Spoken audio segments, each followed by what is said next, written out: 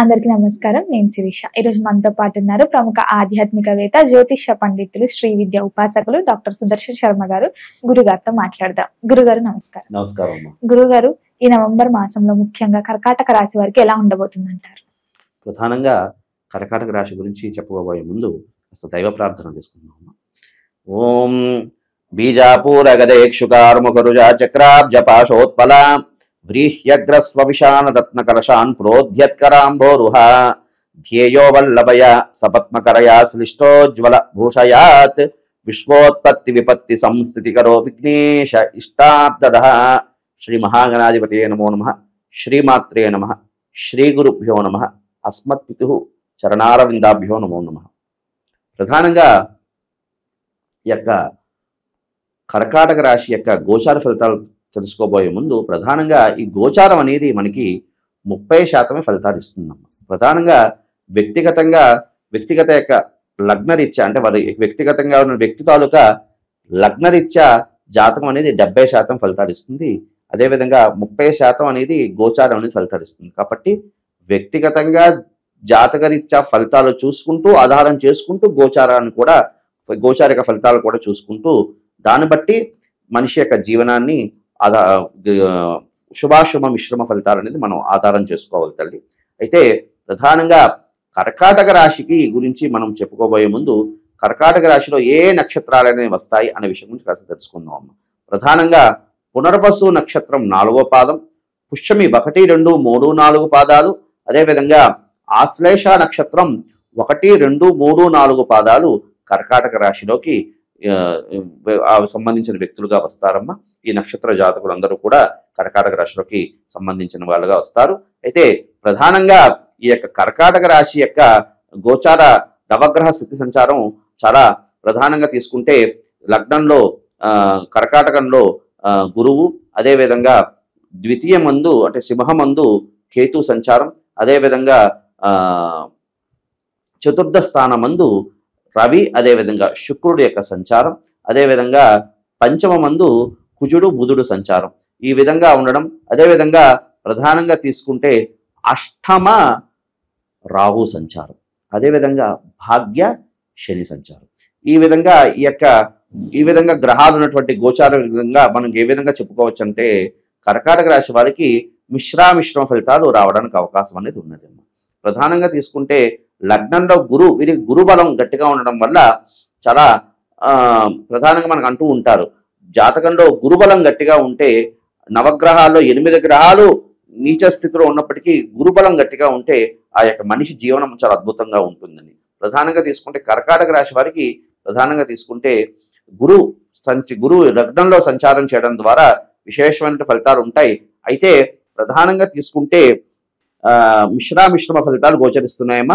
ప్రధానంగా తీసుకుంటే ఈ యొక్క కర్కాటక రాశి వారు ప్రధానంగా మనకి విద్యార్థులకి కాస్త కష్టపడాలి, కష్టే ఫలే అన్నట్టుగా కష్టపడితే కానీ ఫలితం అనేది అంటే కష్టపడాలి, బాగా కష్టపడితేనే ఫలితం అనేది లభిస్తుంది.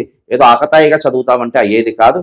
అదేవిధంగా ప్రధానంగా తీసుకుంటే కర్కాటక రాశి వారికి లగ్నంలో గురు సంచారం వల్ల విశేషమైనటువంటి ఫలితాలు రావడానికి అవకాశం ఉన్నది. ఎందుకంటే గురుబలం ఒక్కటి ఈ యొక్క రాశికి చాలా విశేషంగా కాపాడుతున్నది అని చెప్పుకోవచ్చు. అదేవిధంగా ప్రధానంగా తీసుకుంటే ఈ యొక్క వివాహం కోసం ప్రయత్నం చేస్తున్న వారికి కర్కాటక రాశి వారికి ఈ యొక్క నవంబర్ మాసం చాలా విశేషమైనటువంటి ఫలితాలు రావడానికి అవకాశం ఉంది. ఎవరు ఈ యొక్క వివాహ కోసం ప్రయత్నం చేస్తున్నారో వారందరికీ కూడా నవంబర్ మాసంలో వివాహ ప్రయత్నాలు సిద్ధిస్తాయి అని చెప్పడంలో అతిశయోక్తి లేదు. అదేవిధంగా సంతాన నిమిత్తార్థం ప్రయత్నం చేస్తున్న వారికి కూడా విశేషమైనటువంటి ఫలితాలు లభిస్తున్నాయి తల్లి. ప్రధానంగా తీసుకుంటే ఈ యొక్క అష్టమ రాహు, అదేవిధంగా ద్వితీయ కేతు యొక్క ఫలితం వల్ల ఈ యొక్క రాశి వారికి కాస్త పనిలో ఆటంకాలు రావడం, అదేవిధంగా పనిలో ఇబ్బందులు కలుగుతూ ఉండడం, ప్రథమంలో విఘ్నాలు కలుగుతూ ఉంటాయి. కాబట్టి ఈ విఘ్నాలని కాస్త దైవ ప్రార్థన చేసుకుంటూ విఘ్నాలని ఛేదనం చేయడం ద్వారా ఆ విఘ్నాలని తొలగించుకుంటూ కాస్త ముందుకు వెళ్ళడం ద్వారా విశేషమైనటువంటి ప్రధానంగా ఈ కర్కాటక రాశి వారికి ఆత్మస్థైర్యం ప్రధానంగా ఉండాలమ్మా. ఎందుకంటే రవి కాస్త ఉత్తమమైనటువంటి ఫలితాలు, ఆత్మకారకుడైనటువంటి రవి కాస్త ఇబ్బందికరమైనటువంటి గ్రహస్థితిలో ఉన్నాడు కాబట్టి అంత అనుకూలంగా యోగించట్లేదు కాబట్టి ఆత్మకారకత్వమైనటువంటి గ్రహాన్ని రవి గ్రహం కాస్త అనుకూలంగా లేకపోవడం ద్వారా ఆత్మస్థైర్యాన్ని కాస్త వీళ్ళు పెంచుకోవాలమ్మా. ఇది ప్రధానంగా కర్కాటక రాశి యొక్క ముఖ్య ఇది అమ్మా. గురుగారు, ముఖ్యంగా ఈ రాశి వారికి ఉద్యోగం చేస్తున్న వారికి ఎలా ఉండబోతుంది? ప్రధానంగా తీసుకుంటే ఉద్యోగ ప్రయత్నం చేస్తున్న వాళ్ళకి ఉద్యోగం రావించడానికి అవకాశం ఉన్నది. అయితే అధికారుల విషయంలో మాత్రం కాస్త అప్రమత్తంగా ఉండాలి. ఎవరు ఉద్యోగ ప్రయత్నం చేస్తున్న వాళ్ళకి అనుకూలంగా ఉంది. ఉద్యోగంలో పనిచేస్తున్న వారికి అయితే మాత్రం కాస్త దూర ప్రయాణాలు, ప్రమోషన్ల ద్వారా కాస్త దూర ప్రయాణాలకు ట్రాన్స్ఫర్స్ అవ్వడం, అదేవిధంగా అధికారులతో కాస్త ఇబ్బందులు కలిగినటువంటి పరిస్థితులు ఏర్పడడానికి అవకాశం అనేది ఉన్నది. ఇది ప్రధానం. ఆరోగ్యపరంగా ఎలా ఉంటుందండి? ఆరోగ్యపరంగా తీసుకుంటే కర్కాటక రాశి వారికి కాస్త సీజనల్ అంటే ప్రస్తుత కాలం అంతా కార్తీక మాసం కాబట్టి ఈ వింటర్ సీజన్ కాబట్టి దీనికి సంబంధించినటువంటి వాత పిత్త కఫ రోగాలు రావడానికి అవకాశం ఉంటుంది.